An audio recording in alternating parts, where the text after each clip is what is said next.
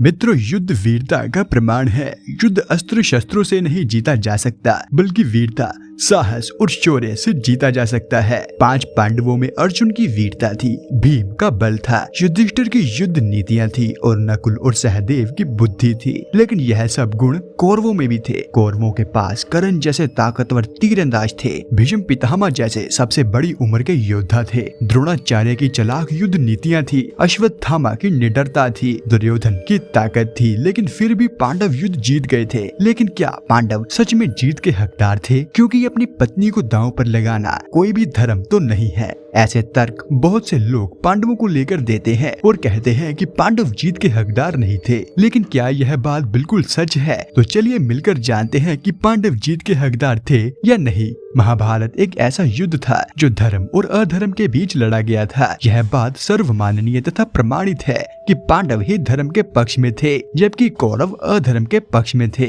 लेकिन फिर भी कुछ लोग पांडवों को अधर्मी बताते हैं। उनके हिसाब से पांडवों के कई अधर्मों में पहला अधर्म अपनी पत्नी को जुए के खेल में दांव पर लगाना था। परंतु क्या आप यह भूल गए कि जब प्रतिगामी द्रौपदी को बुलाने आते हैं तब द्रौपदी कहती है, हे प्रतिगामी, जाकर यह बात युधिष्ठिर से पूछो, पहले खुद को हारे थे या मुझको। इस बात का साफ साफ मतलब यह है कि पहले तो युधिष्ठिर मात्र अपने काकाश्री के बुलाने पर चौसर जैसे खेल खेलने आए थे। फिर वह जब शकुनी जैसे मजे हुए खिलाड़ी से हार गए तथा उनके दास बन गए, दास यानी दुर्योधन, जो उनसे कहे वह उन्हें करना पड़ेगा। और फिर दास बनने के बाद उनसे अपनी पत्नी को दांव पर लगाने के लिए कहा गया था। तब भी धर्मराज युधिष्ठिर धर्म का मर्म जानते थे, इसीलिए उन्होंने दासत्व का पालन करते हुए अपनी पत्नी को भी दांव पर लगाना पड़ा था। यह बात विवेक देवराय गीता तथा खेसारी मोहन गांगुली द्वारा सबसे प्रमाणित महाभारत की पुस्तकों में लिखी मिलती है। पांडवों का दूसरा सबसे बड़ा अधर्म था खांडव वन का दहन।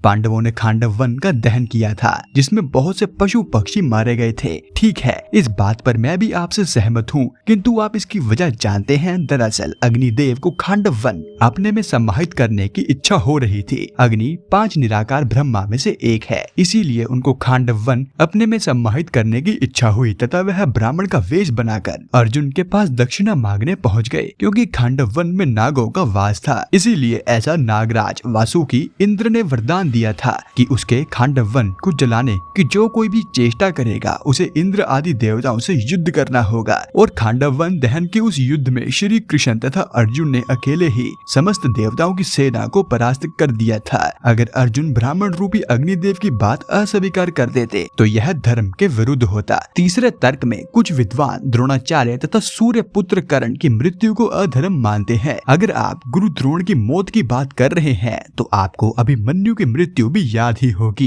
युद्ध नियमों को तोड़ते हुए नियत अभिमन्यु का वध कई योद्धाओं ने मिलकर किया था, जो कि सरासर युद्ध नियमों का उल्लंघन था। अभिमन्यु की मृत्यु के बाद ही पांडवों को भी अधर्म करने का मौका मिल गया था, जिसके बाद द्रोणाचार्य का वध दुष्योधन के हाथों हुआ था। और जहाँ तक कर्ण की मृत्यु का सवाल है तो वह बिल्कुल भी गलत तरीके से नहीं मारा गया था। अंतिम युद्ध में कर्ण के रथ के पहिए के फंसने का कारण अर्जुन नहीं था, बल्कि उस ब्राह्मण का श्राप था, जो उस ब्राह्मण की गाय मारने पर कर्ण को मिला था। और अंत में निहत्थे होकर युद्ध ज्ञान भूलने का कारण भी अर्जुन नहीं थे, बल्कि परशुराम जी का वह श्राप था जो कर्ण को झूठ बोलकर धनुर्विद्या सीखने पर मिला था। पांडवों ने सदैव ही धर्म का साथ दिया था, इसीलिए श्री कृष्ण भगवान ने भी उनका साथ दिया था। अगर पांडव भी कौरवों की तरह अधर्मी होते तो भला श्री कृष्ण उनका साथ देते ही क्यों? तो मित्रों, यह था आज का हमारा वीडियो। अब आप इस वीडियो के बारे में क्या सोचते हैं, कमेंट्स में मुझे जरूर बताएं। और यह वीडियो देखने के लिए आपका धन्यवाद।